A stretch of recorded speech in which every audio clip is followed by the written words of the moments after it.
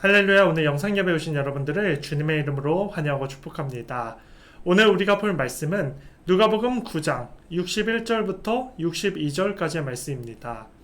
누가복음 9장 61절부터 62절까지의 말씀 제가 읽어드리겠습니다. 또 다른 사람이 이르되 주여 내가 주를 따르겠나이다마는 나로 먼저 내 가족을 작별하게 허락하옵소서. 예수께서 이르시되 손에 쟁기를 잡고 뒤를 돌아보는 자는 하나님의 나라에 합당하지 아니하니라 하시니라. 아멘. 오늘 본문의 말씀을 보면요, 한 사람이 예수님을 따르겠다고 합니다. 그런데 뒤에 따르기 전에 부탁 하나를 합니다. 그 부탁이 무엇입니까? 가족과 작별 인사를 하고 난 뒤에 예수님을 따르겠습니다, 이렇게 요청을 합니다. 어쩌면요, 이제 주님을 따르면 자신의 모든 시간과 힘과 열정을 다 주님에게 쏟기 때문에 가족을 더 이상 만날 수가 없습니다.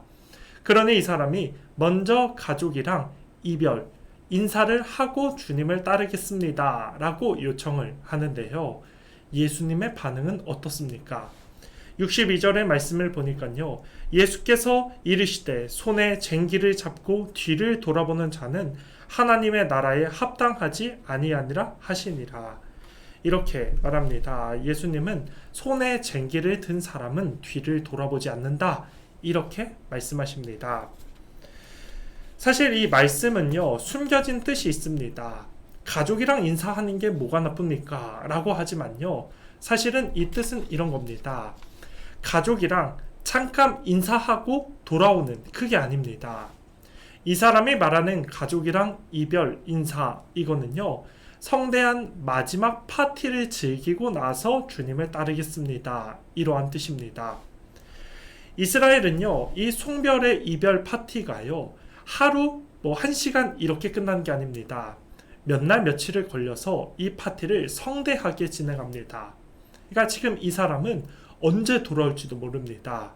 이 파티를 하고 또 다른 가족이랑 또 파티를 하고, 그 마음을 주님이 아셨습니다. 그래서 손에 쟁기를 든 자는 뒤를 돌아보지 않는다 라고 말씀했습니다. 여러분, 쟁기라는 것은요, 밭에서 앞으로 곡괭이질을 하면서, 쟁기질을 하면서 앞으로 가는 게 바로 쟁기질입니다. 뒤를 돌아본다, 그럼 멈추게 되는 것입니다. 예수님은요, 앞만 보고 주님만 보고 따라와라, 너는 다른 사사로운 것에 감정에 매여서 사는 것이 아니라, 묶여 사는 것이 아니라 나를 따라와라, 결단하고 왔으면 나를 바라보고, 나만 바라보고 따라와라, 중심에 나만 두어라, 이러한 뜻입니다. 우리가 한쪽으로는 예수님을 사랑하고 한쪽으로는 뒤에 무언가를 둔다면요, 진정으로 주님을 따를 수 없습니다. 옛날에 성당의 기사들이요, 세례를 받을 때요, 자신의 몸에 물을 담급니다. 그리고 손을 높이 들어서 칼을 손에 쥐고 이러한 결단을 합니다. 주님, 제 몸은 주님께 드릴 수 있습니다. 그러나 이 칼만은 주님께 드릴 수 없습니다. 전쟁에서 이 칼로서 내 마음대로 할 거니까요, 주님, 이 칼만은 드리라고 하지 말아주세요. 이게 성당의 기사들의 고백이었습니다. 무언가 문제가 있지 않습니까? 근데 오늘날의 모습도 똑같습니다. 주님, 제가요, 이거 드릴게요. 근데 제 물질은 드리지 말아주세요. 제 시간은 뺏지 말아주세요. 제 여가 시간에는 그냥 두세요. 이러면서 주님과 협상하려는 사람들이 오늘날에도 너무나 많다는 것입니다. 돌아보셔야 됩니다. 여러분, 온전히 주님을 따르지 못하면요, 무언가 문제가 있습니다. 열왕기상 19장의 말씀을 보면요, 엘리야가 엘리사를 후계자로 세우는 모습이 나오는데요, 하나님께서 엘리야를 통해서 엘리사를 후계자로 삼으라 말씀했습니다. 엘리야가 엘리사를 삼을 때 엘리사는요, 소 12겨리로 밭을 갈고 있었습니다.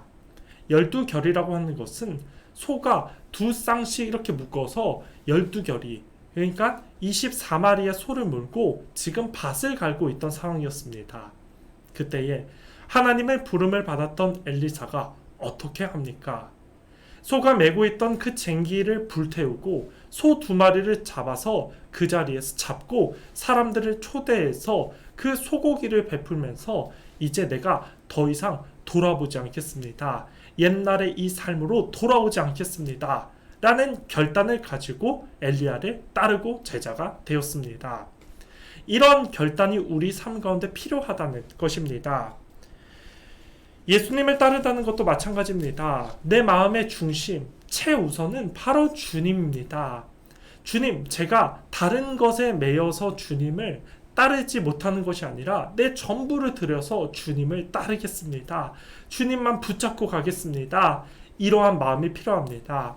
여러분, 뒤를 돌아봐서 뒤에 무언가를 두고 있다면 그것은 온전히 따르지 못한다는 모습이라는 것을 돌아보시길 바랍니다.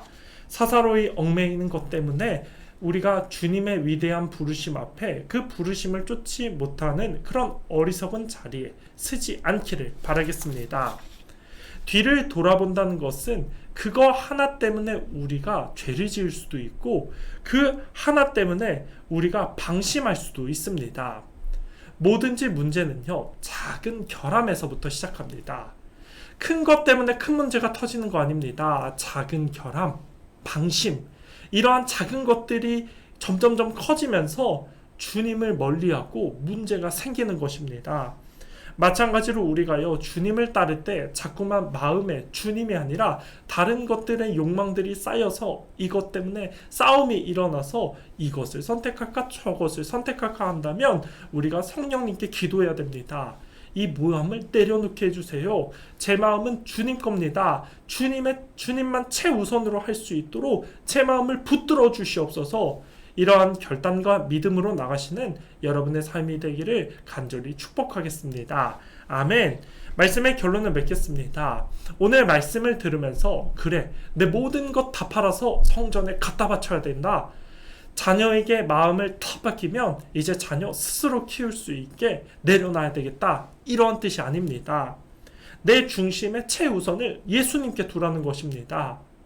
뒤를 돌아볼 그런 여윤과 같은 그런 뭔가의 문제를 만들지 말라는 것입니다. 여러분, 예수님을 온 마음으로 사랑하는 것, 그것이 바로 저와 여러분들의 목이라는 것을 믿으시기 바랍니다. 역대하 16장 9절의 말씀을 보면요, 여호와의 눈은 온 땅을 두루 감찰하시사 전심으로 자기를 향하는 자에게 능력을 베푸시니 라고 말씀했습니다. 하나님은 오늘도 전심으로 사랑하는 그 한 사람 찾습니다. 하나님을 전심으로 찾는 자 주님이 함께해 주셔서 그 사람에게 능력을 베풀어 주십니다. 오늘도 세상 것에 눈을 돌리면서 내 마음을 뺏기지 마시고 내 마음에 주님을 모시면서 전심으로 주님을 사랑하고 주님을 바라보고 기억하는 여러분의 삶이 되기를 축복하겠습니다. 그래서 주님의 위대한 부르심 앞에 주님, 내가 여기 있습니다. 저를 사용하여 주시옵소서. 제가 곧장 주님을 따르겠습니다. 내 마음을 받아주시옵소서. 이러한 결단과 믿음으로 오늘도 있는 삶, 주어진 삶에서 최선을 다해서 예수님을 바라보고 예수님을 따르시는 저와 여러분의 복된 삶 다 되기를 예수님의 이름으로 축복하겠습니다. 아멘.